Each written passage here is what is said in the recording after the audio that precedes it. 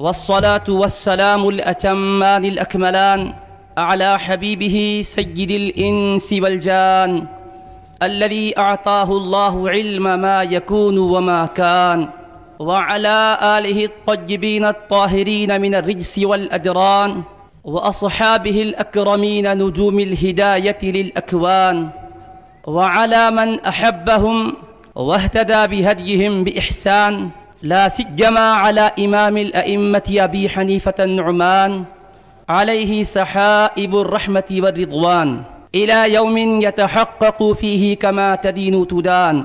أما بعد، فأعوذ بالله من الشيطان الرجيم. بسم الله الرحمن الرحيم. يا أيها الذين آمنوا أطيعوا الله وأطيعوا الرسول وأولي الأمر منكم. وقال تعالى إجلالا وإكراما لحبيبه الكريم: إن الله وملائكته يصلون على النبي يا أيها الذين آمنوا صلوا عليه وسلموا تسليما. اللهم صل على سيدنا محمد وعلى آله وصحبه أفضل صلواتك وعدد معلوماتك وبارك وسلم. لائق احترام مولانا حسن، علماء کرام، مبلغین اسلام، بزرگان محترم و حاضرین، اللہ سبحانہ و تعالیٰ کا بے پایاں فضل و کرم ہے کہ اس نے ہمیں اپنے حبیب پاک صاحب الاولاق صلی اللہ تعالی علیہ وآلہ وصحبہ وسلم کی امت میں پیدا فرمایا.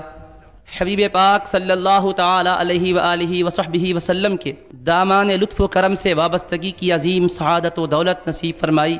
اس انعام خداوندی پر اس کے حضور جس قدر بھی ہم سجدہائے شکر بجا لائیں کم ہیں. اللہ کی بے انتہا نعمتوں میں عظیم ترین نعمت و دولت حبیب پاک علیہ الصلاۃ والسلام کی غلامی، حبیب پاک علیہ الصلاۃ والسلام سے عشق و محبت کے ساتھ وابستگی ہے. اور اس نعمت کی جتنی بھی شکر گزاری کی جاتی ہے اس میں اور ازدیاد اور اضافہ ہی ہوتا ہے، جیسا کہ رب کا وعدہ ہے: لئن شکرتم لأزیدنکم. اگر تم میری نعمتوں کی شکر گزاری کرو گے تو میں تمہارے لیے نعمتوں میں خوب خوب اضافہ فرماؤں گا. اسلام اور ایمان جو عظیم ترین نعمتیں اور دولتیں ہیں جو اللہ نے اپنے حبیب پاک علیہ الصلاۃ والسلام کے صدقے میں ہمیں عطا فرمائی ہے، یہ ایک حقیقت ہے کہ اللہ سبحانہ و تعالیٰ کی تمام نعمتوں کو سرور کونین صلی اللہ تعالیٰ علیہ وآلہ وسلم ہی تقسیم فرماتے ہیں. صحیح بخاری شریف کی حدیث پاک ہے، نبی اکرم صلی اللہ علیہ وآلہ وسلم کا یہ ارشاد مقدس بخاری شریف کے صفحات پر ایسا جگمگا رہا ہے جیسے آسمان میں تارے جگمگاتے ہیں. ارشاد ہے: انما انا قاسم و خازن واللہ یعطی. بلا شک و شبہ میں ہی تقسیم کرتا ہوں اور میں خزانے بھی رکھتا ہوں. واللہ یعطی، اور اللہ عطا فرماتا ہے.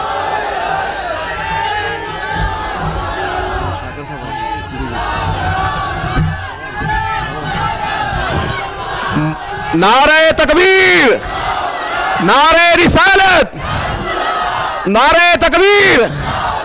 امیر سنی دعوت اسلامی، امیر سنی دعوت اسلامی، سنی علماء، علماء اہل سنت، مولانا ضیاء الدین صاحب قبلہ نقشبندی مدظ اللہ العالی، جان نظامیہ، شان نظامیہ آپ سے مخاطب ہیں.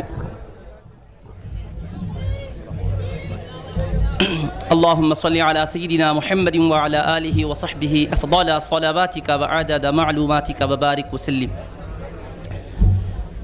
معزز سامعین کرام، ابھی آپ نے حدیث مبارک سماعت فرمائی صحیح بخاری شریف کی، جس میں نبی پاک علیہ الصلاۃ والسلام کا ارشاد مقدس: انما انا قاسم و خازن واللہ یعطی.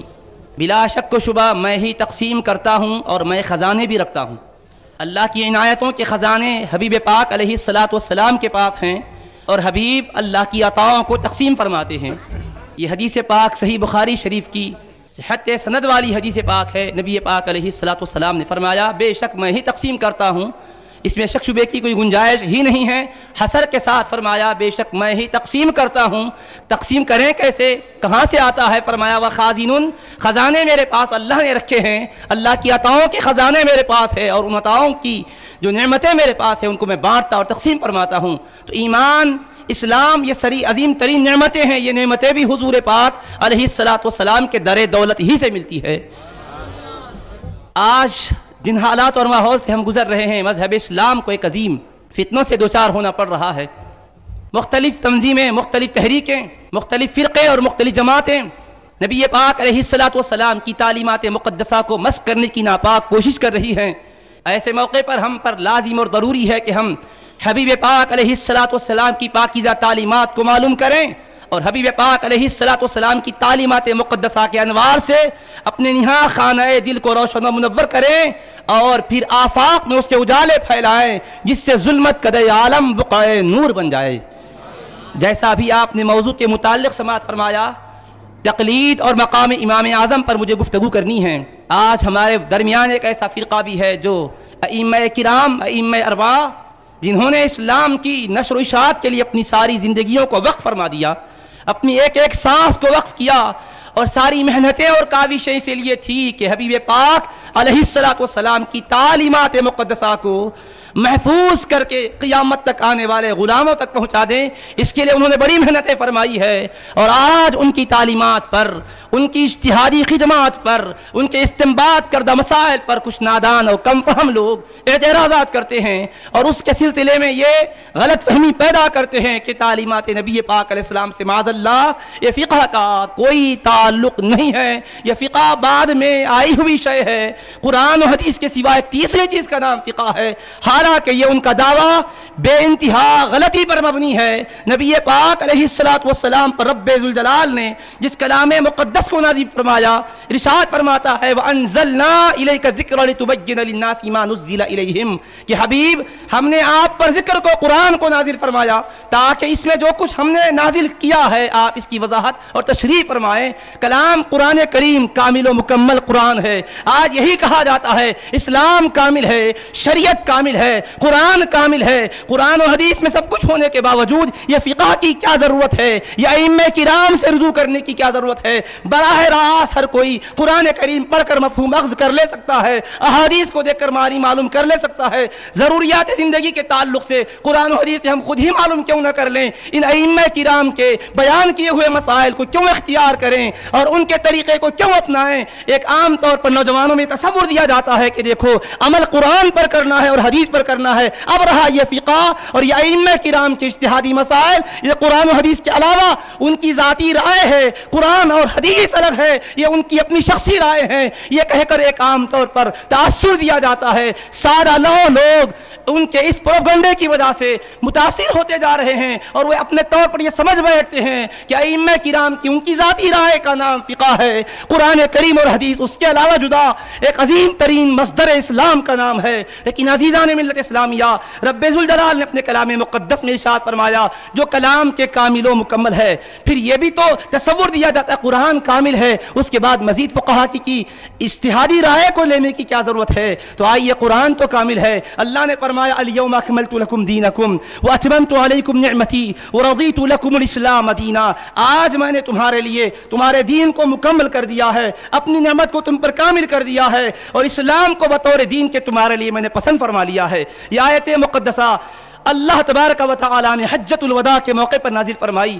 اکمال دین کا، اتمام نعمت کا اعلان ہو گیا، دین کامل و مکمل ہے، قرآن تمام علوم کا خزانہ ہے، لیکن اس کے باوجود اللہ ارشاد فرما رہا ہے وَأَنزَلْنَا إِلَيْكَ الذِّكْرَ، حبیب ہم نے اس ذکر کو آپ پر اتارا ہے لِتُبَيِّنَ لِلنَّاسِ مَا نُزِّلَ إِلَيْهِمْ، تاکہ آپ کھول کر بیان کر دیں اور واضح فرما دیں ان چیزوں کو جو ہم اتارے ہیں، جو چیزیں اتاری گئی ہے وہ تعلیمات کو آپ کھول کر واضح کر کے بیان فرما دیں۔ حالانکہ قرآن عربی میں نازل فرمایا، اور جو قوم تھی وہ عرب ہی تو تھی، عربی ان کی مادری زبان تھی، اولنا بچھونا تھا، لیکن اس کے باوجود اللہ کا پاکیزہ کلام فرما رہا ہے کہ تم زبان کے ماہر ہو، لغت میں تمہاری دنیا میں کوئی شان کا انکار نہیں کر سکتا ہے، فصاحت و بلاغت کے تم تاجدار ہو، اس کے باوجود جس کلام کو میں نے جس قرآن کو تمہاری زبان میں اتارا ہے وہ تمہاری اپنی زبان ہے، لیکن اس کے باوجود براہ راست زبان پر کمال حاصل ہونے کی وجہ سے میرا قرآن تم سمجھ نہیں سکتے جب تک میرے مصطفیٰ وضاحت نہ فرما دیں، جب تک میرے حبیب تشریح نہ فرما دیں۔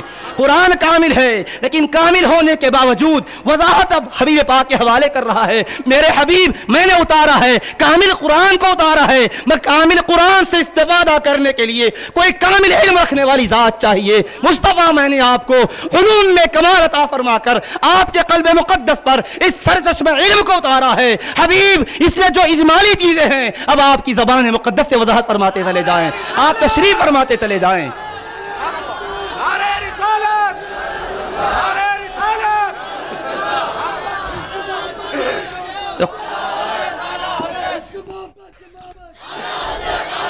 قرآن کریم کے کامل و مکمل کا یہ معنی نہیں ہے قرآن کامل ہے ہر کوئی سمجھ لے سکتا ہے، قرآن مکمل ہے ہر کوئی سمجھ کر مفہوم کو اخذ کر لے سکتا ہے، چاہے کوئی بھی ہو۔ عربی زبان اگر نہ جانتا ہو تو مختلف زبانوں میں تراجم ہو چکے ہیں، میں قرآن کا ترجمہ پڑھ لے رہا ہوں اور قرآن کو سمجھ لوں گا۔ اگر اس عربی قوم سے آ رہا ہے پڑھ لو سمجھ لو۔ فَأُنزِلَ إِلَيْهِمْ حبیب میرے احکام کیا ہے، میری تعلیمیں، میرے منشے کو آپ شامل ہونے میں یہ بات بھی مضامین اس میں اللہ نے سمیٹ کے رکھے ہیں، یہ زبان مصطفیٰ کی حاجت ہے۔ بیان فرمائیں گے تو اس کے اجاز ظاہر ہوں گے۔ علیہم حبیب پاک علیہ السلام ارشاد فرماتا ہے وَمَن يُؤْتَ جس کسی کو حکمت سے ناز دیا گیا ہے۔ سیدنا عبداللہ بن عباس رضی اللہ اور حبر هذه الامہ کا لقب کریم کے معنی کو سب سے بڑھ کر جاننے والے صحابی ہیں کہ سرور کائنات کو معلوم کرنے کے جذبے میں وہ حضرین ہیں رضی اللہ عنہ کے پاس جاتے ہیں، عرض کرتے دیکھتا ہوں چاہتا ہوں کہ سر اجازت عطا فرمائے تو میں آج رات حبیب پاک کے عام قیام کرتا ہوں۔ خالہ جان قیام کرتے رہے، حبیب پاک علیہ سرکار نے تہجد کا ارادہ فرمایا، پانی پیش کرتے ہیں، سرور کائنات نماز ادا فرمانے کے لیے جب مصلی اقتدا میں تہجد کی برکتوں کو پانے کے لیے پاک علیہ السلام اپنی میں کھڑا کر لیتے ہیں۔ امام کے ہو تو بالکل پیچھے نہیں کھڑا ہونا چاہیے، تھوڑے سے فاصلے سے کھڑا ہونا ہے، حبیبیا اور قریب میں کھڑا پیچھے ہٹ گئے۔ سرکار دو عالم ارشاد فرماتے ہیں ایم کو نماز میں اپنے بارہ پیچھے ہٹ گئے۔ حضرت عبداللہ بن عباس عمر کو نہیں پہنچے تھے، عمر وہ نہیں تھی، ابھی سن بلوغ کو تو نہیں پہنچ، بالغ تھی، فہم بالغ تھا۔ رسول اللہ اب ينبغي وانت رسول اللہ صلی اللہ علیہ وسلم سرکار نے ارشاد فرمایا کیوں ہٹ گئے؟ عرض کرتے ہیں ادب احترام کے ساتھ یا حبیب اللہ کیا کسی سے یہ ہو سکتا ہے کہ وہ آپ کے قریب میں کھڑے ہو کر نماز پڑھ لے جبکہ آپ اللہ کے رسول ہیں، آپ اللہ کے حبیب ہیں؟ کیا کسی سے ہو سکتا ہے؟ کیا نماز حقوق کی ایک حصہ میں کھڑے ہو گئے کے لیے رسول اللہ آپ اللہ کے رسول ہیں، کوئی نماز میں بھی آپ کے برابر کھڑے ہو جائے کیسے ہو سکتا ہے؟ سرکار نے یہ نہیں پکتا ہے، سوال ان سے فرمایا اے عبداللہ تم کیوں خراب خریب میں نہیں کھڑے ہوئے، تم پیچھے کیوں ہٹ گئے؟ تو جواب اس کا کیا ہوتا ہے؟ بظاہر جواب یہی ہوتا ہے برابر کیا مجھ سے یہ ہو سکتا ہے کہ میں آپ کے شاید چھوٹے بچے ہیں، قریب میں بالغ لوگ ہوتے ہیں، کوئی یہ نہ سمجھ لے کہا نہیں حضور میں تو بچہ ہی ہوں، لیکن کائنات میں کیا کوئی ایسا بھی ہے جو آپ کے برابر کھڑے ہو کر نماز پڑھ لے؟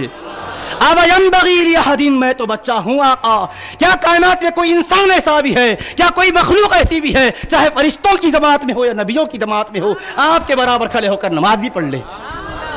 تو یہ ادب حبیب پاک کا بجا لایا، حالت نماز میں سرکار کا ادب کیا جس کے نتیجے میں سینہ کھل گیا علم کے لیے۔ حبیب پاک نے اپنے سینے اقدس سے چمٹا لیا اور اللہ کے حبیب کے زبان مقدس سے دعائیہ کلمات جاری ہوتے ہیں، اللہم علمہ الکتاب وفقہہ فی الدین، اے اللہ انہیں کتاب کا علم عطا فرما اور دین کی سمجھ عطا فرما دی۔ بارگاہ یزدی میں دعا حبیب پاک علیہ السلام فرما رہے ہیں مولا ان کو کتاب کا علم عطا فرما، حکمت ان کے قلب پر جاری فرما دے، دین کی سوجھ بوجھ اور فقہ عطا فرما دے۔ فقہو فی الدین کی دعا حبیب فرماتے ہیں۔ صحیح بخاری شریف میں یہ حدیث مختصراً آئی ہے اور یہ تفصیل کے ساتھ مسند امام احمد بن حنبل میں سند صحیح کے ساتھ امام احمد بن حنبل رحمۃ اللہ علیہ نے روایت فرمایا ہے۔ سبحان اللہ۔ تو یہ فقہ قرآن و حدیث سے الگ شہید ہے، فقہ قرآن و حدیث سے الگ ہے۔ حبیب پاک نے ارشاد فرمایا کہ میرے سینے لگ جاؤ، سینے سے جڑا ہے، فقہ کی اسی کو ملتی ہے جسے درجہ مصطفیٰ۔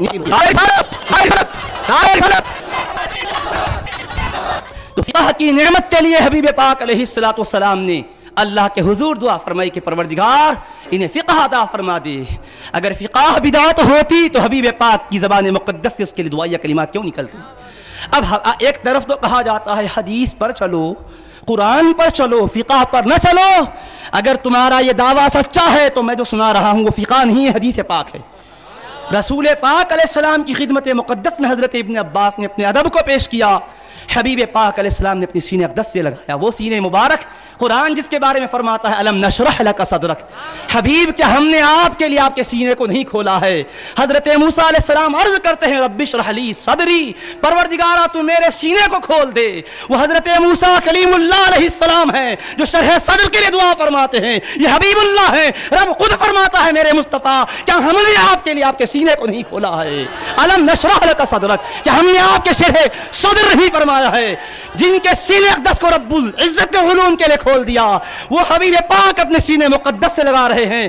حضرت ابن عباس نے کیا ادب کیا، نماز میں برابر میں نہیں کھڑے ہوئے، پاس میں نہیں کھڑے ہوئے، پیچھے ہٹ گئے، تو ان کے ادب نے ان کو اجازت نہ دی کہ سرکار کے برابر کھڑے رہیں، ادب میں پیچھے ہٹے تو سرکار نے معراج عطا کی، کمال عطا کیا، جنہوں نے ادب کی وجہ سے پیچھے رہنا پسند کیا، آقا نے اتنا قریب کیا کہ برابر ہی سینے اقدس سے لگا لیا ہے، آؤ میرے سینے مبارک سے لگ جاؤ۔ کس کی ہمت تھی کہ مصطفیٰ کے سینے سے اپنے سینے کو لگا سکے؟ حبیب نے اٹھا لیا، کس وجہ سے اٹھایا بتاؤ؟ کون سی رکعتیں ادا کی گئی تھی؟ نماز میں مصطفیٰ کا ادب کیا تھا، مصطفیٰ نے سینے اقدس سے لگا لیا۔ سبحان اللہ۔ تو ادب حبیب پاک سے سینے مقدس مصطفیٰ کا فیض آتا ہے۔ سرکار سینے اقدس سے صرف لگا کے ہی خاموش ہو جاتے، تب بھی سرکار کے صدر پاک کے علوم مل جاتے تھے، مگر مصطفیٰ نے دعائیہ کلمات بھی ادا کیا ہے۔ عرض کیا باری تعالیٰ سے کہ مولا علمہ الکتاب وفقہہ فی الدین، کتاب کا علم عطا فرما، کتاب کا علم عطا کرنا یہی کافی نہیں، فرما وفقہہ فی الدین، دین کی فقہ عطا فرما دے۔ تو فقہ دین کے لیے مصطفیٰ نے دعا فرمائی، تو جن کو بارگاہ مصطفیٰ سے فقہ حاصل ہوئی اور جنہوں نے علوم کو مصطفیٰ کی دعاؤں سے سیکھا ہے اور مصطفیٰ سے راہ سیکھا ہے، انہوں نے کیا تفسیر کی؟ فرماتے ہیں وَمَنْ يُؤْتَ الْحِكْمَةَ فَقَدْ أُوتِيَ خَيْرًا كَثِيرًا کا معنی جس کو حکمت سے نوازا گیا ہے اس کو خیر کثیر دے دیا گیا ہے۔ تو حکمت کیا ہے کہ جب حکمت مل جاتی ہے تو خیر کثیر مل جاتی ہے۔ حضرت ابن عباس فرماتے ہیں معرفت الحلال والحرام، حلال و حرام کی معرفت اور دین کی فقہ یہ حکمت ہے، یہ جس کو مل گئی تو سمجھو خیر کثیر اس کو مل گئی ہے۔ سبحان اللہ۔ تو حکمت کی تفسیر میں آپ نے فرمایا حلال و حرام کی پہچان اور فقہ اور مسائل یہ وہ ہے کہ حکمت ہے یہ، جب یہ کسی کو مل جاتی ہے تو اب اس کو یہ نہ سمجھنا کہ کچھ نہیں ہے، مانا کہ تمہارے پاس دولتوں کے انبار ہوں گے، درہم و دینار ہوں گے، ریال و ڈالر ہوں گے، ہم غریبوں کے پاس فقہ کی نعمت ہے، یہ وہ نعمت ہے جس کو یہ مل گئی تو خیر کثیر اس کو مل چکی ہے۔ نعرہ تکبیر، نعرہ تکبیر، نعرہ رسالت، نعرہ رسالت، علماء اہل سنت، علماء اہل سنت۔ فقہ و اجتہاد سے ہٹانے کے لیے کہا جاتا ہے کہ نوجوانوں ہماری تنظیم سے وابستہ ہو جاؤ، تمہیں ہم سہولتوں سے نواز دیں گے۔ اگر کوئی غریبی کی زندگی بسر کر رہا ہو تو اسے لالچ دی جاتی ہے، آؤ ہم حدیث کی طرف بلا رہے ہیں، آؤ ہماری جماعت میں شامل ہو جاؤ، تمہارے معاشی مسائل کو ہم حل کر دیں گے، بے روزگار ہے تو روزگار سے لگا دیں گے، ویزا فراہم کر دیں گے، نوکری دلا دیں گے، اور یہ وہ کہہ کر لالچ دلائی جاتی ہے، اور کچھ لوگ اس دنیا کی لالچ و طمع کی وجہ سے علوم شریعت سے دور ہو کر کتاب و سنت کے صرف نام پر گمراہی کا شکار ہو رہے ہیں۔ تو عزیزان ملت اسلامیہ اللہ نے فرما دیا جس کے پاس فقہ ہے وہ خیر کثیر رکھنے والا ہے۔ دولت سے آدمی کی قسمت نہیں سنورتی، دولت سے آدمی کی قسمت نہیں سنورتی، آقا جسے نوازے قسمت کا وہ دھنی ہے، آقا جسے نوازے قسمت کا وہ دھنی ہے۔ قسمت کا دھنی وہ ہوتا ہے جو سرکار کی نوازش سے سرفراز ہو جاتا ہے۔ اللہ کے پیارے حبیب نے نوازا، فقہ سے نوازا اپنے غلاموں کو، سینے مقدس سے لگا کر چمٹا کر فقہ کی نعمت سے نواز دیا۔ انہوں نے تفسیر فرمائی خیر کثیر جس کو مل گئی، کس کو ملی؟ جس کو فقہ مل گئی اور معرفت حلال و حرام حاصل ہو چکی، علم حلال و حرام اور علم الاحکام جس کو مل گیا تو سمجھو خیر کثیر اس کو مل گئی۔ اب حبیب پاک دنیا میں کیوں تشریف لائے؟ کتاب و سنت بس فقہ کوئی شے نہیں، فقہ ایک الگ چیز ہے۔ نادانوں نے اتنا پروپگنڈا کیا ہے کہ فقہ کا لفظ آنے کے بعد لوگ سمجھتے قرآن حدیث کوئی تیسری چیز کا نام فقہ ہے۔ نعوذ باللہ، ایسا نہیں ہے۔ قرآن کریم فرما رہا ہے هو الذی بعث فی الامیین رسولا منہم یتلو علیہم آیاتہ ویزکیہم ویعلمہم الکتاب والحکمہ وان کانوا من قبل لفی ضلال مبین۔ وہی العظمت والا خدا ہے جس نے امیین میں اپنے عظمت والے رسول کو بھیجا ہے۔ وہ رسول پاک علیہ السلام اللہ کی آیتوں کی ان پر تلاوت فرماتے ہیں اور ان کے دلوں کو پاک و صاف کرتے ہیں اور انہیں کتاب کا علم عطا فرماتے ہیں اور حکمت کا علم عطا فرماتے ہیں۔ کتاب کی تعلیم بھی دیتے ہیں اور کتاب کے فہم کو بھی حضور عطا فرما دیتے ہیں. حکمت یعنی حبیب کا منصب بتایا جا رہا ہے کہ میرے مصطفیٰ علم کتاب کے ساتھ فقہ کتاب بھی دیتے ہیں, فقہ بھی حبیب عطا فرماتے ہیں. حبیب کو رب نے بھیجا ہے اس لیے کہ میرے مصطفیٰ کتاب کا علم بھی آپ عطا فرمائیں, فہم کتاب بھی عطا فرمائیں, فقہ دین بھی آپ عطا فرمائیں, معرفت حلال و حرام کی نعمتوں سے بھی آپ نوازیں. حبیب نوازنے کے لیے آئے اور رب فرما رہا میرے حبیب کو میں نے بھیجا اسی لیے ہے کہ وہ فقہ سے نوازتے, حکمت بھی عطا فرماتے ہیں. وَإِن كَانُوا مِن قَبْلُ لَفِي ضَلَالٍ مُبِينٍ, اس سے پہلے لوگ کھلی گمراہی کا شکار تھے. حبیب کی تعلیم کے بغیر, حبیب کی عطا کے بغیر, حبیب کے تزکیے اور تطہیر کے بغیر ساری دنیا گمراہی کا شکار تھی, واضح گمراہی میں مبتلا تھی. اس گمراہی سے نکالنے کے لیے رب نے حبیب کو بھیجا. میرے حبیب آپ کی توجہات عالیہ سے, آپ کی تعلیمات مقدسہ سے, آپ کے الطاف کریمہ سے آپ انہیں نواز دیں اور انہیں پاکیزگی مرحمت فرما دیں. تو فقہ قرآن کریم میں اللہ نے اس کی اہمیت کے ساتھ, وضاحت کے ساتھ تذکرہ فرمایا ہے اور ارشاد فرمایا فلولا نفر من كل فرقة فلولا نفر من كل فرقة منهم طائفة ليتفقهوا في الدين ولينذروا قومهم اذا رجعوا اليهم لعلهم يحذرون. ایسا کیوں نہیں ہوا ہر بڑی جماعت سے کچھ خاص لوگ نکل جاتے تاکہ وہ دین کی فقہ کو حاصل کرتے, دین کے فہم کو حاصل کرتے. اللہ حکم دے رہا ہے کہ فقہ سیکھو, فقہ کی تعلیم حاصل کرو, دین کی سوجھ بوجھ حاصل کرو. وَلِيُنذِرُوا قَوْمَهُمْ, اور اپنی قوم کو ڈراتے, اِذَا رَجَعُوا إِلَيْهِمْ, جب قوم کے پاس وہ لوٹ کر آتے, لَعَلَّهُمْ يَحْذَرُونَ, تاکہ لوگ بچیں اور اللہ کے احکام پر عمل کر کے اپنی آخرت کو سنواریں. تو فقہ کا قرآن کریم نے اس اہتمام سے ذکر کیا. اور آئیے صحیح بخاری شریف جو اصح الکتب بعد کتاب اللہ ہے, اللہ کی کتاب قرآن کریم کے بعد سب سے زیادہ معتبر کتاب ہے. امام بخاری نے کیا لکھا؟ قرآن کی آیت ہے کونوا ربانیین بما کنتم تعلمون الکتاب وبما کنتم تدرسون کی آیت کی تفسیر میں لکھا کونو ربانیین, کیا معنی ہے؟ اللہ والے بن جاؤ. ان حکماء فقہاء, امام بخاری نے اس کی تفسیر لکھی ہے. اللہ فرماتا ہے اے میرے بندو تم اللہ والے بن جاؤ دین کو پھیلانے کے لیے, ربانی بن جاؤ. ربانی کس کو کہتے ہیں؟ ربانی حکمت والے اور فقہ والے کو کہتے ہیں. امام بخاری نے لکھا ہے حکماء فقہاء, منشأ خدا یہ ہے کہ تم فقہاء بن جاؤ, حکمت و دانش والے فقہ والے بن جاؤ. قرآن جس کے حکم کے لیے حکم فرما رہا ہے, کیسے جاہل و نادان لوگ ہیں اس کو پوشیدہ رکھ کر لوگوں کو دھوکہ دیتے ہیں. بخاری شریف میں یہ آیت حدیث پاک ہے, بخاری شریف میں یہ بھی حدیث پاک ہے کہ فقہا بن جاؤ. قرآن کی آیت کی تفسیر میں لکھتے ہیں فقہا بن جاؤ, تم فقہ والے بن جاؤ, حکمت والے بن جاؤ, تدبر والے بن جاؤ, دین کو سمجھنے والے بن جاؤ. سبحان اللہ. اب اس کے بعد آئیے فقہ کی جب یہ اہمیت ہوئی, تاجدار کائنات سید الانبیاء والمرسلین امام الاولین والآخرین حامل علوم الاولین والآخرین صلی اللہ علیہ وسلم ارواحنا فداہ ارشاد فرماتے ہیں ان لكل شيء دعامة ودعامة هذا الدين الفقه. سیدنا شیخ الاسلام عارف باللہ امام محمد انوار اللہ فاروقی بانی جامع نظامیہ علیہ رحمت والرضوان نے حقیقت الفقہ کے 2 جلدیں لکھی ہیں. نہایت ایمان افروز بحثیں فرمائی فقہ کی حقیقت پر, تقلید کی اہمیت پر, فقہائے کرام کے منصب جلیل پر, محدثین کس طریقے سے ان کے دربار سے فیض پاتے ہیں. سارے مباحث انتہائی شرح و بس کے ساتھ آپ نے درج کیے ہیں. اس میں یہ حدیث پاک جامع صغیر کے حوالے سے لکھی ہے آپ نے. حبیب پاک ارشاد فرماتے ہیں ہر چیز کا ایک ستون ہوتا ہے اور دین کا ستون تو فقہ ہی ہے. ودعامت هذا الدین الفقہ, فقہ کو نادان قرآن و حدیث کے سوا سمجھتے ہیں. حدیث پاک میں سرکار فرماتے ہیں دین کا نچوڑ, دین کا مدار, دین کا سرمایہ فقہ ہی ہے, فقہ ہی ہے, فقہ ہی ہے. فقہ دین کے سرمایہ کا نام ہے. اسی لیے شیطان جب آپ پر حملہ کرنا چاہتا ہے تو کیا کہتا ہے؟ فقہ کی طرف نہ جاؤ. کیوں؟ فقہ تو دین کا سہارا ہے, سہارا ٹوٹ گیا تو دین کا رہا. کہا فقہ کی طرف ہی نہ جاؤ. جب فقہ کی طرف نہ جائیں گے تو پھر فقہ سے خالی رہ کر آپ قرآن دیکھیں گے, قرآن نظر آئے گا, فہم قرآن سے عاری ہوں گے, حدیث سامنے ہوگی, فہم حدیث سے محروم ہوں گے.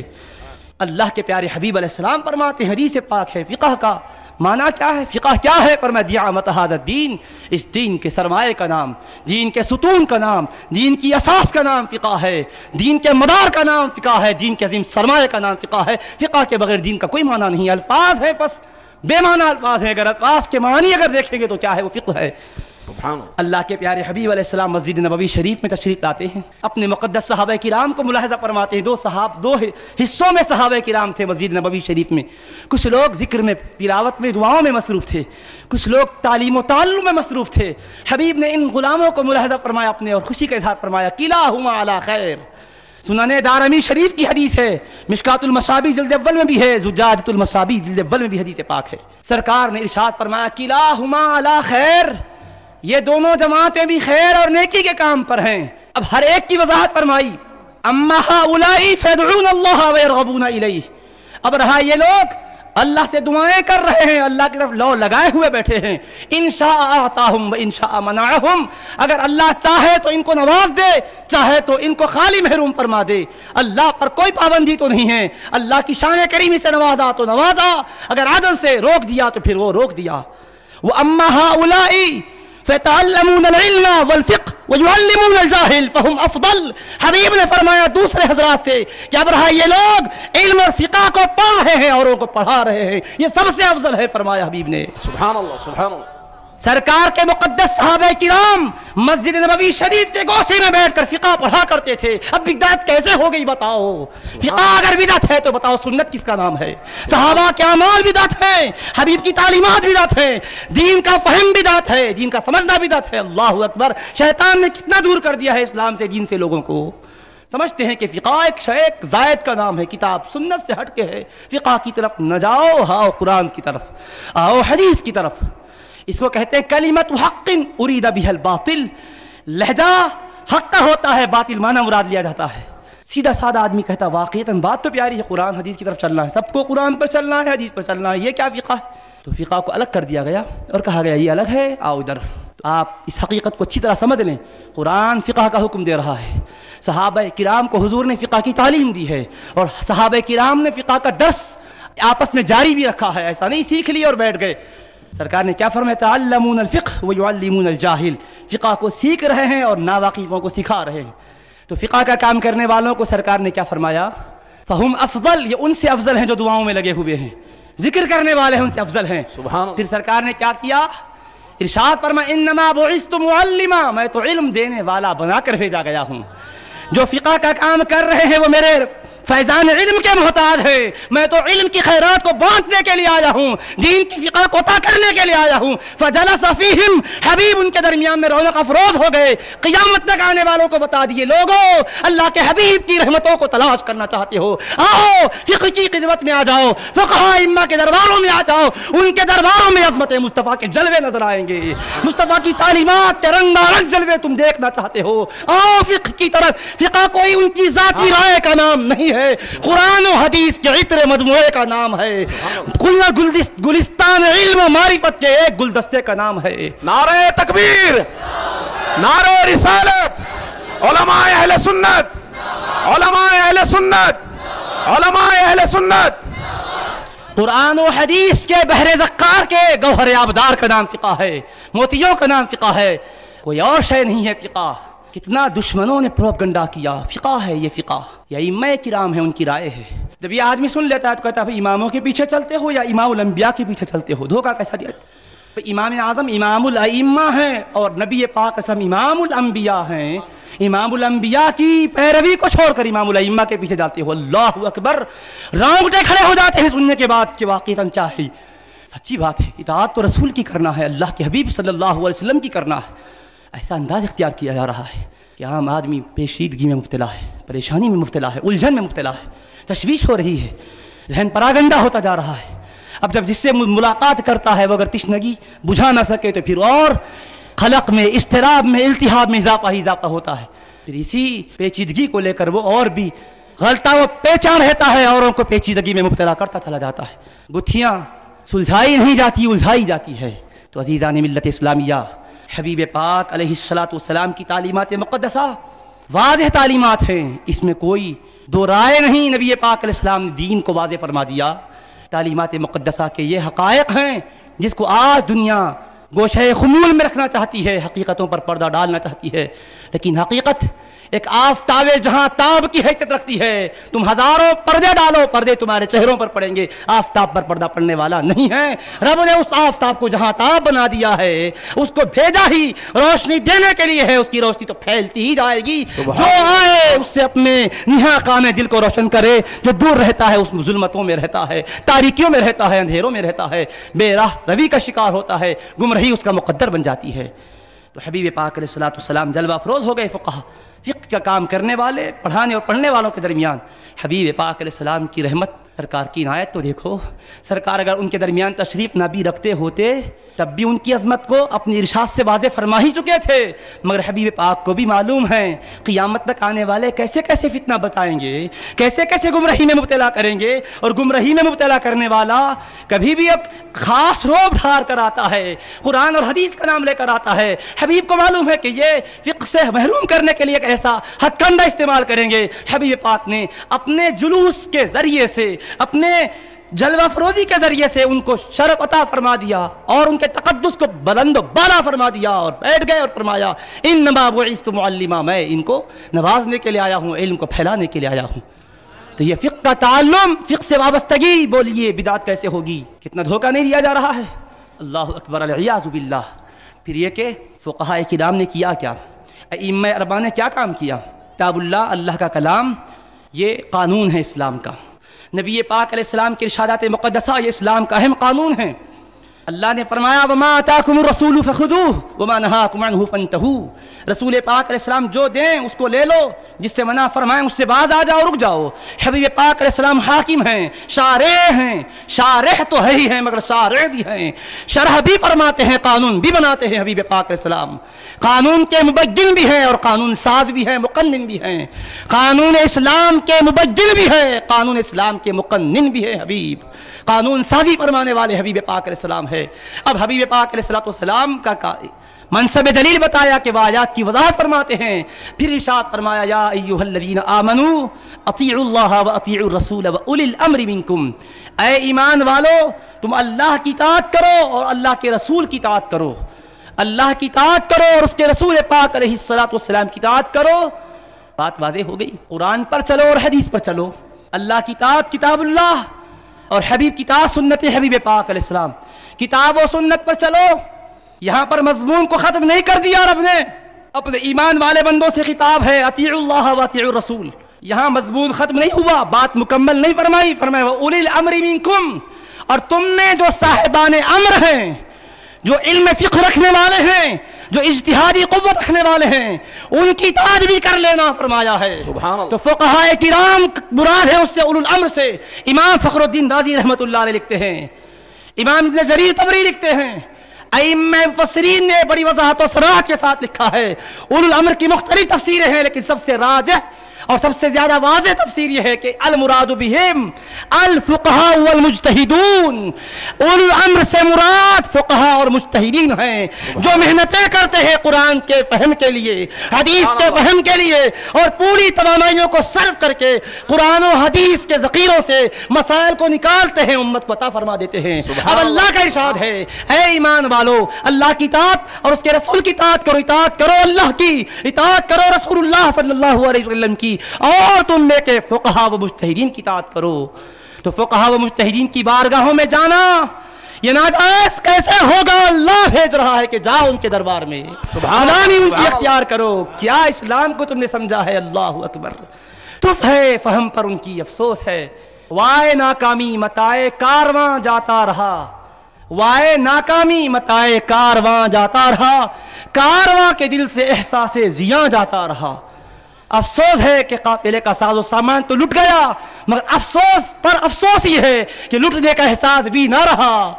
لٹ گئے تو یہ بھی احساس نہیں کہ لوٹا کیا ہے، کھوئے تو یہ احساس نہیں کہ کھویا کیا ہے. کتنے بڑے سرمایہ کو لوگوں نے کھو دیا اور سمجھا ہے کہ ہم نے کھویا نہیں ہے، بہت کچھ پایا ہے. یہ تو شیطان کی فکر ہوتی ہے کہ سب کچھ چھین لیتا ہے اور احساس دلاتا ہے کہ کیا ہے، بہت کچھ ہے ہمارے پاس.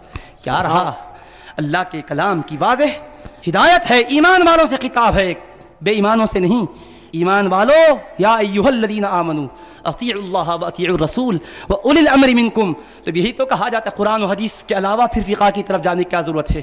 اللہ رسول کے احکام پر چلو. یہ کون فقہا ہے؟ ان کا کیا کام ہے؟ یہ کیا ہوگا یہاں جانے سے؟ تو قرآن و حدیث پر عمل کرنے کے لیے ہی فرمایا قرآن و حدیث پر چلو۔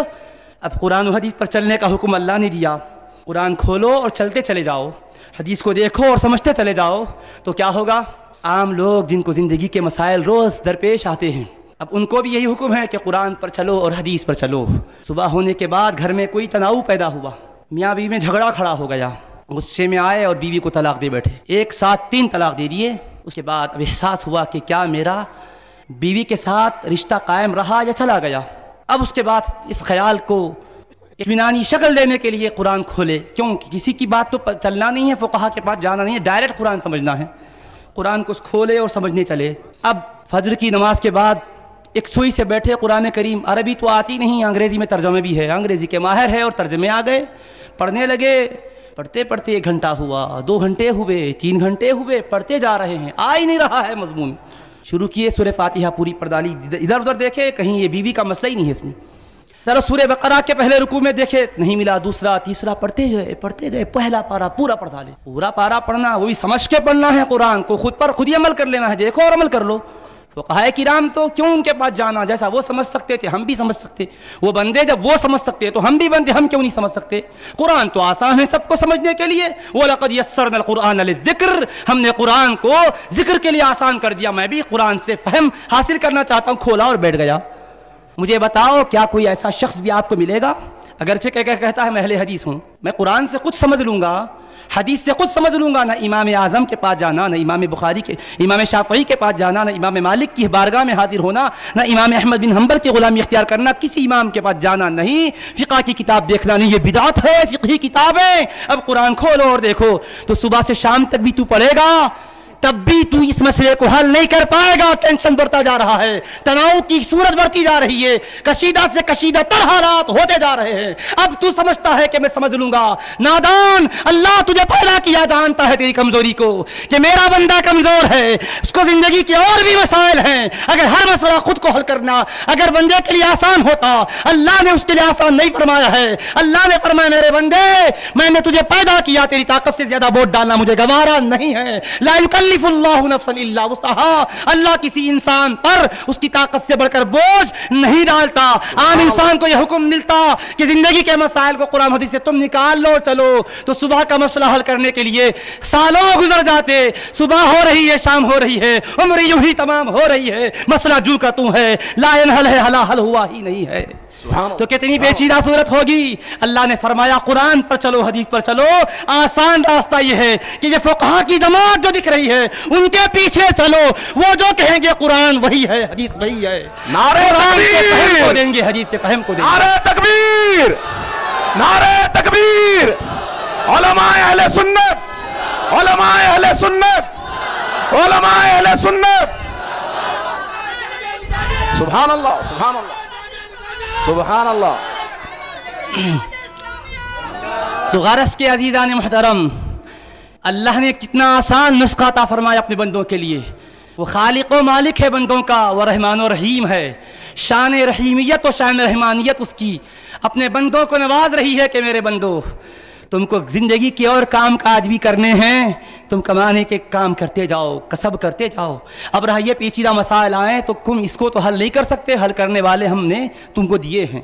فرمایا وَلَوْ رَدُّوهُ، اس مسئلے کو اگر وہ پیش کرتے إِلَىٰ أُولِي الْأَمْرِ مِنْهُمْ، ان میں کے جو اولو الامر ہیں ان کے پاس پیش کرتے، لَعَلِمَهُ الَّذِينَ يَسْتَنبِطُونَهُ مِنْهُمْ، ان میں جو لوگ استنباط کی قوت رکھتے ہیں وہ اس کے مسئلے کو حل کر لیتے، حل کو پا لیتے۔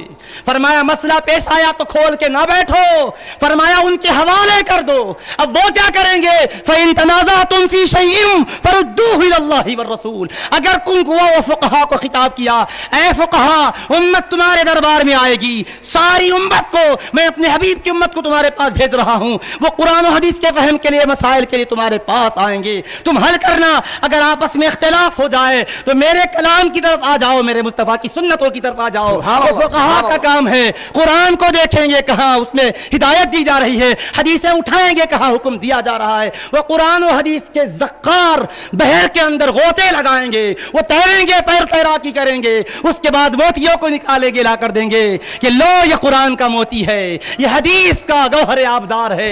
لے لو سی دلوں پہ سجا لو, دل کی دنیا کو بنا لو, اپنی کائنات کو روشن و منور کر لو. تو فقہائے کرام نے کتنا عظیم کام کیا ہے, محنتیں کی ہے, کمایا ہے, اپنی کمائی کو ہمارے سامنے رکھ دیا ہے. اے میرے مصطفیٰ کے غلاموں, ہماری محنتیں تمہارے لیے ہے. رب کی رضا کے لیے ہم نے راتوں کو جاگا ہے, رب کی رضا کے لیے ہم نے اپنے اوقات کو لگایا ہے. سیدنا امام الائمہ امام اعظم ابو حنیفہ رضی اللہ تعالیٰ عنہ کی ذات قدسی صفات کے کارخانے نمایاں پر مقدس اسلام کی نشر و اشاعت کے لیے عظیم کاوشوں پر نگاہ ڈالو.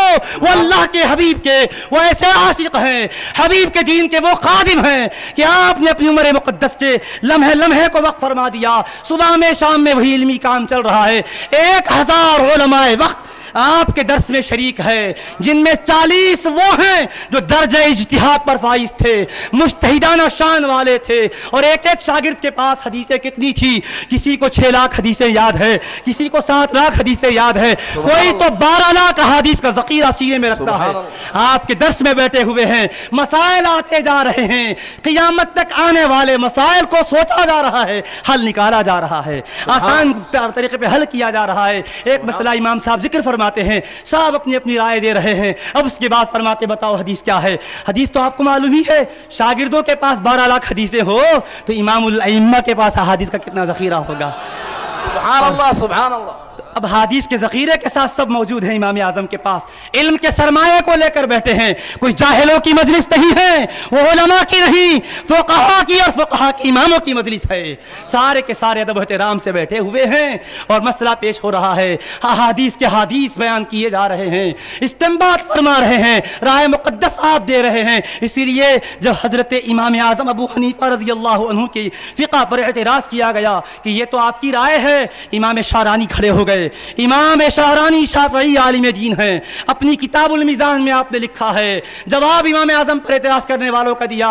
فرمایا دیکھو لوگو, میں امام اعظم کی حمایت پہ کھڑا ہوا ہوں. جیسا لوگ عام طور پر جذبہ محبت میں کسی پر کوئی اعتراض ہو تو دفاع کرتے ہیں, میں ویسا نہیں کر رہا ہوں. آپ نے فرمایا انی لم اجب عن الامام بالصدر واحسان الظن بل انما اجبت عنہ بعد التتبع والفحص فی کتب الادلتی. ارشاد فرماتے ہیں امام اعظم پر کیے جانے والے اعتراضات کا میں جواب جذبہ محبت میں حسن گمان کی بنیاد پر نہیں دے رہا ہوں, تحقیق کی بنیاد پر دے رہا ہوں, چھان بین کر کے دے رہا ہوں, دلیل کی دلائل کی کتابوں کو ٹٹول کے دے رہا ہوں, میں پڑھ چکا, تحقیق کر چکا. ارشاد فرماتے ہیں فإنی تتبعت بحمد اللہ, اللہ کا شکر ہے میں نے تلاش جستجو کر لیا, ان کے سارے اقوال کو دیکھا, ان کی ساری رائےوں کو دیکھ چکا. فرماتے ہیں کہ میں نے دیکھا ہے امام اعظم کا مسئلہ کتاب اللہ کی آیت سے ثابت ہے, یا مصطفیٰ کی حدیث پاک سے ہے, یا صحابہ کرام کے رائے سے ہے. انہوں نے اپنے سے کچھ نہیں کہا ہے, کتاب اللہ کی آیتوں سے استنباط فرمایا, مصطفیٰ کی احادیث کو آپ نے دلیل میں ذکر فرمایا. صحابہ کا ارشاد ہوتا ہے اس کو مشعل راہ بناتے ہیں. صحابہ کے اقوال میں کسی قول کو چھوڑتے, اقوال میں سے باہر نہیں آتے, کسی نہ کسی قول کو اختیار کرتے ہیں. جہاں پر کچھ بھی نہیں ملتا ہے, اللہ نے جو فکر و فہم دیا ہے قرآن کو سمجھنے کے لیے, اس کو استعمال کر کے آپ اجتہاد فرماتے ہیں. سبحان اللہ سبحان اللہ. اسی لیے امام اعظم سے پوچھا گیا, حضور سنایا گیا کہ آپ قرآن پر اپنی رائے کو ترجیح دیتے ہیں, سرکار کی حدیث کے خلاف کرتے ہیں. امام اعظم نے ارشاد فرمایا ما جاءنا عن رسول اللہ صلی اللہ علیہ وآلہ وسلم فعلى الرأس والعین فداہ ابی و امی ولیس لنا مخالفتہ صلی اللہ علیہ وسلم. اللہ کے پیارے حبیب کے جو ارشادات ہم تک آئے ہیں وہی ہمارا سرمایہ ہے, وہ سر پر بھی ہے, آنکھوں پر بھی ہے. مصطفیٰ کی حدیث کے بعد میری کیا مجال کہ اپنی رائے کو پیش کروں. سبحان اللہ. حبیب کا ارشاد سامنے ہوتا ہے, سر جھکا دیتا ہوں, جبین نیاز کو خم کر دیتا ہوں. میرے ماں باپ آپ پر قربان, میری کیا مجال کہ سر منہ اختلاف بھی کر سکوں. حبیب کے ارشادات کے سامنے میں نے اپنی زبین کو خم کر دیا, اسی کو سرمایہ بنایا اور مسئلہ بتا دیا. وما جاءنا عن اصحابہ تخیرنا, حبیب کے مقدس صحابہ کے جو اقوال آتے ہیں ہم اسی میں سے کوئی قول کو لیتے ہیں, اس کے باہر کبھی نہیں جاتے. سب سے پہلا مصدر تو کتاب اللہ, دوسرا مصطفیٰ کی سنتیں, تیسرا صحابہ کے آثار. پھر فرمایا وما جاء عن غیرہم فہم رجال ونحن رجال, فرمایا صحابہ کے علاوہ کسی کی رائے ہوتی ہے تو وہ بھی تابعین ہیں, میں بھی تابعی ہوں. جس طرح اجتہد کما اجتہدوا, جیسا انہوں نے اجتہاد کیا میں بھی اجتہاد کر کے مسئلہ بیان کرتا ہوں. اور اجتہاد آپ کہیں گے قرآن سے، قرآن کی آیت ہو تو آیت سے بیان کرتے ہیں، حدیث ہو تو حدیث سے بیان کرتے ہیں، صحابہ کے آثار ہو تو اس سے بیان کرتے ہیں، اگر نہ ملے تو پھر اجتہاد کرتے ہیں۔ یہی اجتہاد تو ان کی ذاتی رائے ہوئی ہی کہہ کر لوگ دور کرتے ہیں۔ آؤ اجتہاد کیا ہے؟ سنن ترمذی شریف میں حدیث پاک ہے، نبی پاک علیہ السلام حضرت معاذ بن جبل رضی اللہ عنہ کو گورنر بنا کر، قاضی بنا کر یمن روانہ فرما رہے ہیں۔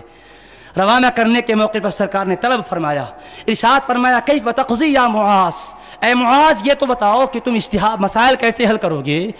اب جا رہے ہو ایک مقام پر، یمن کو جا رہے ہو، مسائل اور واقعات پیش آئیں گے، کیسے حل کرو گے؟ عرض کرتے ہیں اولاً اقضی بکتاب اللہ، سب سے پہلے کتاب اللہ سے فیصلہ کروں گا، کتاب اللہ میں جو آئے گا اس کے مطابق فیصلہ کروں گا۔ سرکار نے فرمایا فَإِن لَّمْ تَجِدْ فِي کتاب اللہ، اے معاذ کتاب اللہ میں نہ پاؤ تو کیا کرو گے؟ سرکار نے یہ نہیں فرمایا فَإِن لَّمْ يُوجَدْ، کتاب اللہ میں نہ ملے تو کیا کرو گے، نہیں فرمایا ہے تو صحیح، اگر تم کو تم نہ پا سکو تو کیا کرو گے؟ عرض کیا اقضی بسنتی رسول اللہ، حضور آپ کی سنت کے مطابق فیصلہ کروں گا۔ پھر ارشاد فرمایا فَإِن لَّمْ تَجِدْ فِي سُنَّتِي، اگر تم کو میری سنت، تم سنت میں نہ پاؤ حکم کو، کھلے حکم کو اس مسئلے کے بارے میں تو کیا کرو گے؟ ایک مسئلہ پیش آیا، اس کا واضح حکم قرآن میں نہیں مل رہا ہے، واضح ذکر حدیث میں بھی نہیں مل رہا ہے، تو اب کیا کرو گے؟ حضرت معاذ یہ نہیں کہتے یا رسول اللہ صلی اللہ علیہ وسلم اب میرے بس میں تو کچھ ہے نہیں، لوگوں کو کہوں گا یہ مسئلہ قرآن میں بھی اس کا واضح ذکر نہیں ہے، حدیث میں بھی ذکر نہیں ہے، مرضی میں جیسے آئے کر لو۔ نہیں، یہ کامل شریعت ہے، ناقص نہیں۔ زندگی کا کوئی گوشہ تشنا نہیں رکھا گیا، انفرادی زندگی ہو کہ اجتماعی زندگی ہو، سیاسی زندگی ہو کہ معاشرتی زندگی ہو، ثقافتی زندگی ہو کہ تمدنی زندگی ہو، آئلی زندگی ہو کہ نجی زندگی ہو، زندگی کے جتنے زاویے بناتے جاؤ، ہر زاویے کے اصول ملتے ہیں آقا کی سنتوں میں۔ حبیب پاک کے صحابی عرض کرتے اجتہدوا برأیی ولا آلو، میرے آقا آپ کی صحبت برکت سے جو اجتہادی قوت نصیب ہوئی ہے اس فکر سے میں اجتہاد کروں گا، محنت کروں گا، واضح حکم نہ ہو تو میرے آقا تلاش کروں گا کہ یہ مسئلہ تو نہیں آیا ہے مگر اس جیسا کوئی مسئلہ قرآن میں آیا ہے کیا، حدیث میں کوئی آیا ہے کیا، تلاش کروں گا، اگر ویسا کوئی مسئلہ مل جاتا ہے تو دیکھوں گا اس میں کیوں حکم آیا ہے، اس کو حلال کیوں فرمایا ہے، حرام کیوں فرمایا ہے، فرض کیوں کیا ہے، ناجائز کیوں کیا ہے، علت کو غور کروں گا، سبب کو معلوم کروں گا، غور کرنے کے بعد پھر وہ چیز یہاں پائی جا رہی ہے تو اس کا حکم یہاں نافذ کروں گا، اجتہاد کروں گا۔ تو اللہ کے حبیب یہ نہیں فرماتے ہیں اے معاذ اپنی رائے اپنا اجتہاد چھوڑو، دین کامل ہے، کتاب کامل ہے، سنت کامل ہے، اجتہاد کی کوئی حقیقت نہیں ہے، یہ نہیں فرمایا ہے۔ اجتہاد کتاب و سنت کو عمل میں لانے کے لیے ہی تو ہوتا ہے۔ سرکار خوش ہو گئے، خوش ہو کر کیا کیا آقا نے، سرکار نے اپنے دست اقدس کو ان کے سینے انور پر رکھ دیا، حبیب کا مبارک ہاتھ ہے، وہ دست مقدس ہے، قرآن جس کے بارے میں فرماتا ہے وَمَا رَمَيْتَ إِذْ رَمَيْتَ وَلَكِنَّ اللَّهَ رَمَى، میرے حبیب جو کنکری آپ نے پھینکی ہے آپ نے نہیں، اللہ نے پھینکی ہے۔ مصطفیٰ کی عطا کو رب اپنی عطا فرماتا ہے، وہ حبیب کا دست اقدس قرآن جس کے بارے میں کہتا ہے ان الذین یبایعونک انما یبایعون اللہ، حبیب جو صحابہ آپ کے دست حق پر بیعت کرتے ہیں آپ کے دست پر نہیں، وہ اللہ کے دست قدرت پر بیعت کر رہے ہیں۔ ید اللہ فوق ایدیہم، اللہ کا دست قدرت ان کے ہاتھوں پر ہے۔ مصطفیٰ کے دست اقدس کو قرآن ید اللہ کہہ رہا ہے، وہ حبیب نے اپنے دست پاک کو، اپنے دست نورانی کو ان کے سینے مبارک پر رکھ دیا اور زبان مقدس سے شکر خدا بجا لایا، الحمدللہ الذی وفق رسولہ لما یرضی بہ رسول اللہ صلی اللہ علیہ وسلم۔ شکر ہے خدا کا جس نے اپنے حبیب کے قاصد کو اس کام کی توفیق دیا ہے جس سے اس کے رسول راضی ہے۔ نعرہ تکبیر، اللہ اکبر کبیر، نعرہ تکبیر، نعرہ رسالت، نعرہ رسالت، علماء اہل سنت، علماء اہل سنت۔ تو حبیب پاک صلی اللہ علیہ وآلہ وسلم کے زبان مقدس سے یہ کلمات شکر ادا ہوتے ہیں کہ شکر ہے خدا کا۔ حبیب جس کے لیے شکر ادا کر رہے ہیں نادان اس کو بدعت کہہ رہے ہیں، افسوس ہے کتنی حدیث سے دشمنی ہے۔ دشمن حدیث چھوڑو نہیں کہتا ہے دوستو، قرآن چھوڑو نہیں کہتا ہے۔ حدیث چھوڑو قرآن چھوڑو تو ہر بچہ سمجھے گا کہ کیسے چھوڑیں، یہ تو سرمایہ ہے، کہے گا نہیں حدیث پر چلو، قرآن پر، فقہ کو چھوڑو۔ حدیث اور قرآن سے دور کرنے کے لیے ایسا کر دیا، یہ چیز ہے ان کی ذاتی رائے، اس کو چھوڑو، حدیث پر چلو اور قرآن پر چلو۔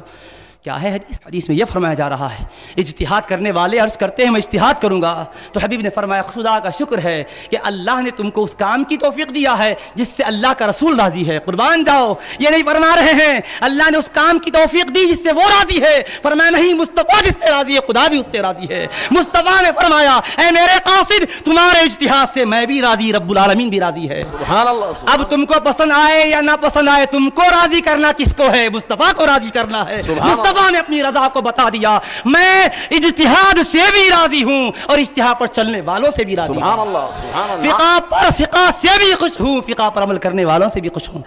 آپ کہیں گے یہ کیسے معلوم ہو رہا ہے؟ حبیب نے کیا فرمایا؟ اللہ کا شکر ہے کہ اس نے اپنے رسول کے بھیجے ہوئے کو توفیق دی اس کام کی جس سے اللہ کے رسول راضی ہیں۔ تو کیا معلوم ہو رہا ہے؟ اجتہاد تم کرو، تمہارے میں اجتہاد سے خوش ہوں، تو بھی اجتہاد کریں گے تو اپنی ذات کے لیے کریں گے، بال بچوں کے لیے کریں گے، خالی مسئلہ سنانے کے لیے کریں گے یا عمل کے لیے کریں گے؟ اجتہاد یہ کریں گے امت عمل کرے گی۔ تو اجتہاد فقہا سے بھی مصطفیٰ راضی ہے، عمل امت سے بھی راضی ہے۔ اجتہاد بھی مصطفیٰ کو خوش کرنے کا ذریعہ ہے، تقلید بھی مصطفیٰ کو خوش کرنے کا ذریعہ ہے۔ تقلید کوئی اور شے نہیں ہے لوگوں، کتاب و سنت کے عظیم بحر زخار سے جن موتیوں کو اکٹھا کیا ہے ان آقاؤں نے، بزرگوں نے، اور کتاب و سنت کے جن عظیم باغوں سے پھولوں کو جمع کر کے گلدستہ بنایا ہے، اسی کی مہک سے مشام جان و ایمان کو معطر کرنے کا نام فقہ ہے، اسی کو تقلید کہتے ہیں، اس پر چلنے کا نام تقلید ہے۔ اللہ حکم فرما رہا ہے وَأُولِي الْأَمْرِ مِنْكُمْ کہ تم اطاعت خدا اور اس کے رسول کی کرو اور اولو الامر کی کرو۔ اولو الامر یعنی فقہا و مجتہدین کی پیروی کرو، فقہا و مجتہدین کی پیروی کتاب و سنت کی اطاعت ہے، فرما دیا کلام مجید نے۔ اب اس کے بعد ہمارے لیے کیا لازم ہے؟ قرآن فرما رہا ہے، حبیب پاک فرما رہے ہیں، اب مزید کسی اور قول کو ذکر کرنے کی کیا ضرورت ہے؟ ہم مسلمان قرآن کے پابند، حدیث کے پابند، قرآن و حدیث میں آنے کے بعد اب اپنی کوئی سوچ نہیں چلے گی، ہماری سوچ کو قربان کر دو۔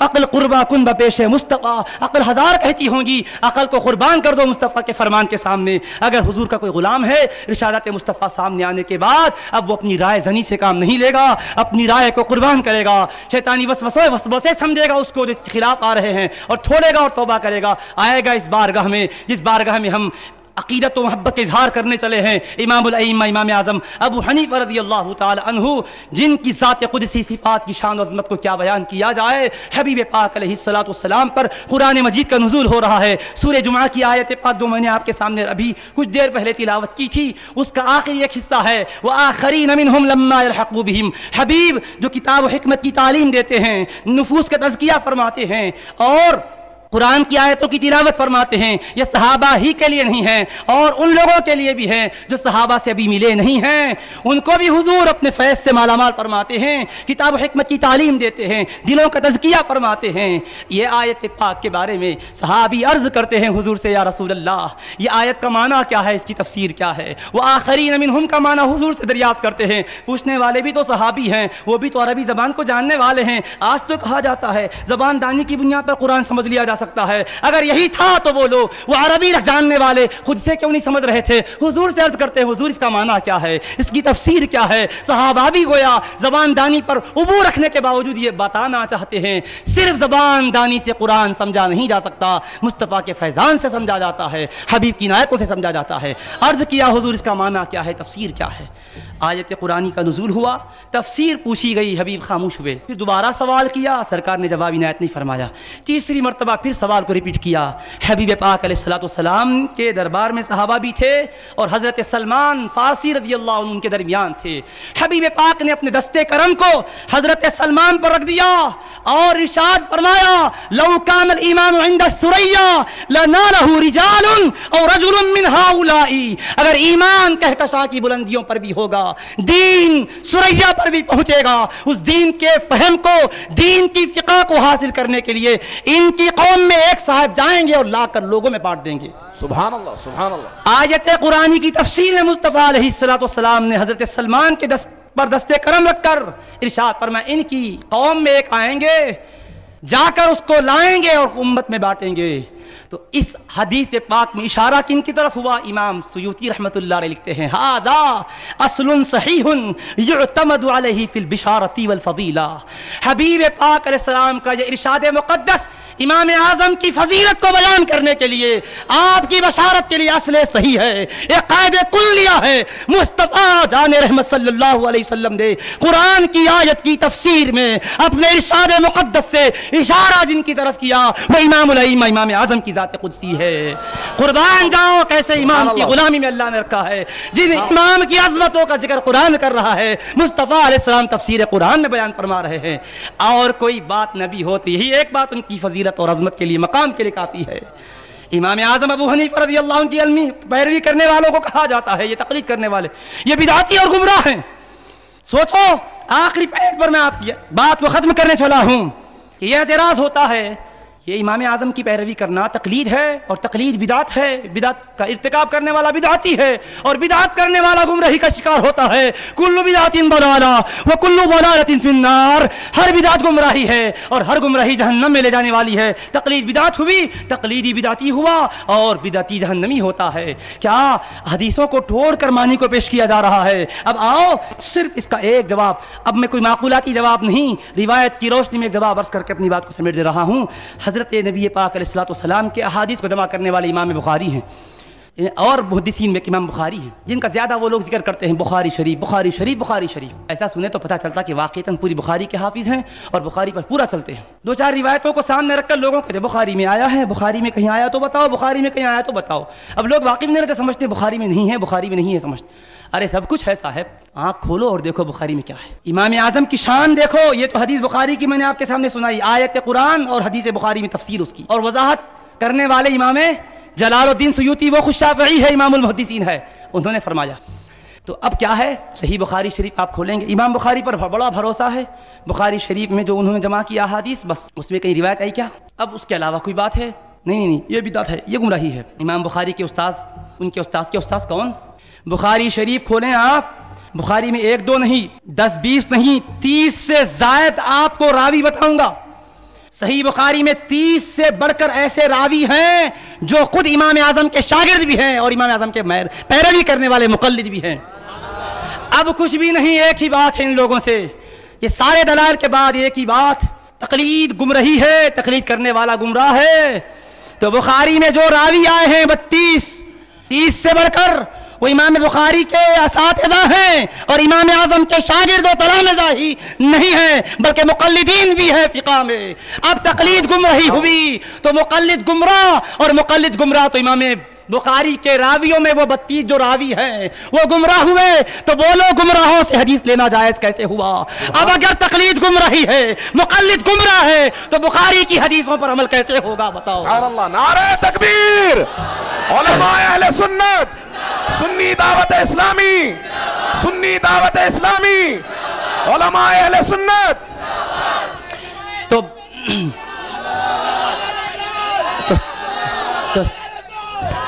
مفتی ضیاء الدین، مفتی ضیاء الدین، تو صحیح بخاری شریف کے راوی، شان نظامیہ،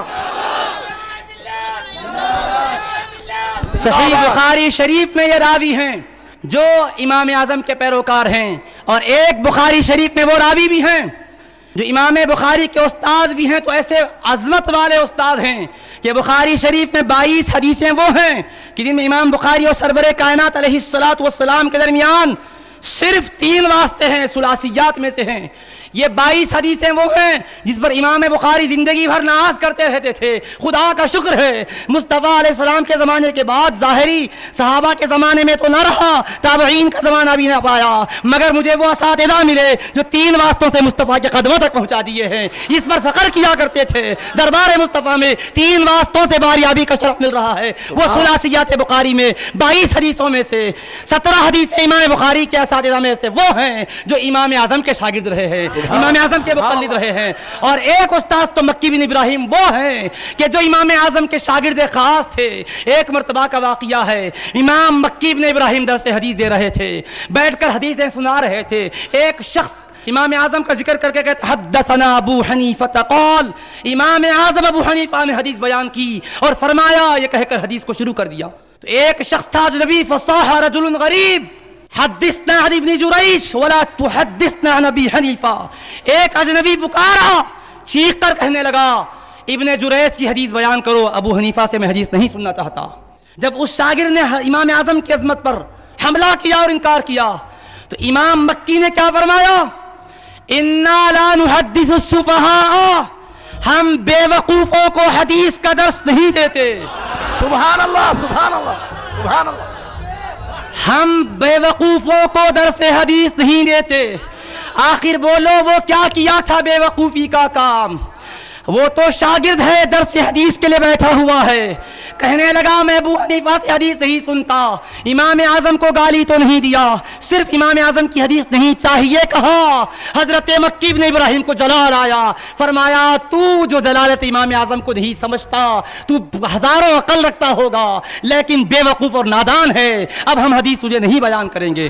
فرمایا حرمت علیک ان تکتب عنی، میں نے حرام کر دیا ہے اب تم مجھ سے حدیث لکھ نہیں سکتا۔ تم عن مجلسی، اٹھ میرے مجلس سے نکل جا، دس سے نکل جا۔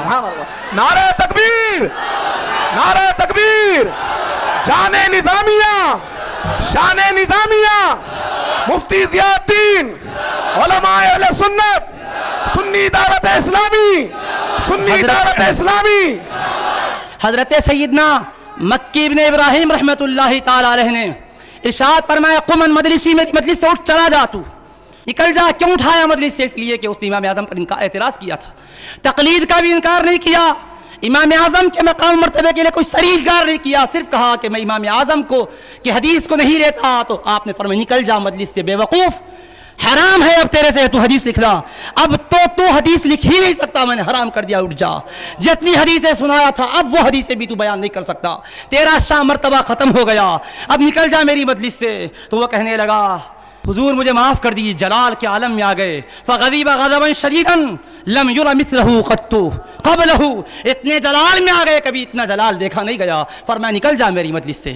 تو وہ کون؟ وہ مکی بن ابراہیم، امام اعظم کے ایسے عظیم شاگرد، امام اعظم کے ایسے پیروی کرنے والے، فقہ امام تقلید امام اعظم فرمانے والے، وہ ایسے مقلد، ایسے محب اور ایسے عاشق امام اعظم کے کہ امام اعظم پر اعتراض کرنے والے کو درس حدیث نہیں دے رہے ہیں، فرماتے اٹھ جا اٹھ جا۔ تو وہ کون ہے؟ امام بخاری کے 11 ثلاثیات میں استاذ ہیں۔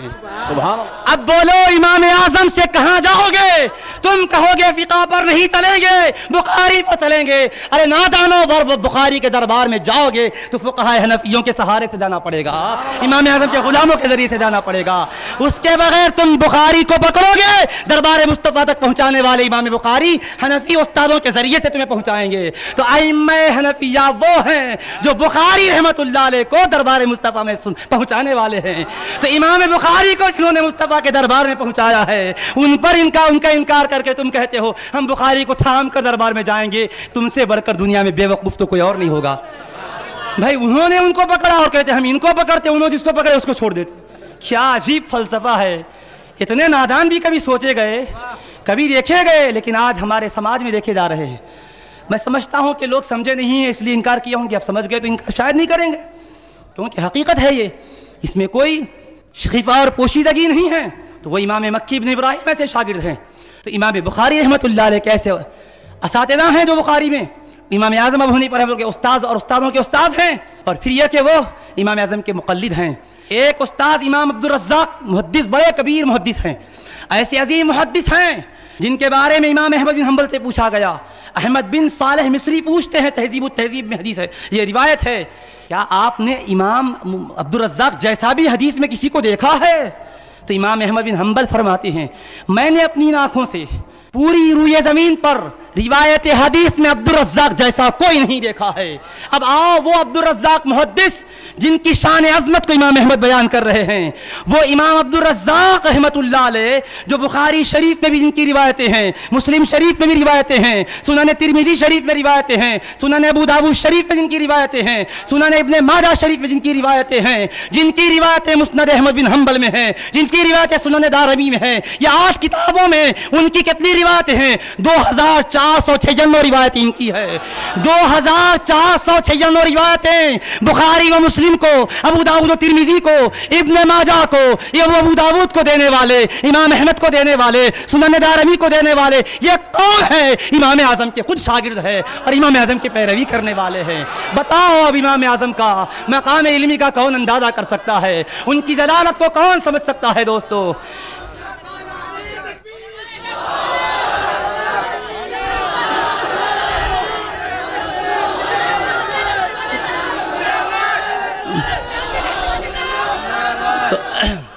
تو غرض کے حاضرین محترم، اب بس عنوان تو اتنا طویل ہے کہ گفتگو کرتے جائیں ختم نہیں ہوگا. میں یہیں پر اپنے مرکزی پوائنٹ کی طرف آ رہا ہوں. حدیث پاک اور قرآن کریم کو تھامنے کا راستہ رب العزت نے بتایا. اطیعوا اللہ و اطیعوا الرسول و اولی الامر منکم، اے ایمان والو اللہ اس کے رسول کی اطاعت کرو، اور تم میں جو اولو الامر ہیں فقہا ہیں ان کی پیروی کرو. فقہا کی پیروی کرنا، تقلید کرنا، ان کی ذاتی رائوں پر چلنا نہیں ہے. قرآن و حدیث سے اخذ و استفادہ ہے. قرآن و حدیث سے اخذ و استفادہ کرنے والے یہ ہدایت والے ہوتے ہیں، گمراہی ان تک نہیں آتی. اللہ تبارک و تعالیٰ نے اپنے کرم سے جنہیں نوازا ہے وہ خوش نصیب ہیں، اور جنہیں جو اس سے دور ہیں وہ بھی کوشش کریں اور ہمت کر کے آگے بڑھیں. ان کے دامن اس میں سے کسی کے دامن کو تھام لیں گے دارین کی سعادتیں مل جائے گی. اللہ تبارک و تعالی ہمیں فقہائے کرام کی بارگاہوں کے فیوز و برکات سے مستفید و مستنیر فرمائے. وصلی اللہ تعالی علی خیر خلقہ وآلہ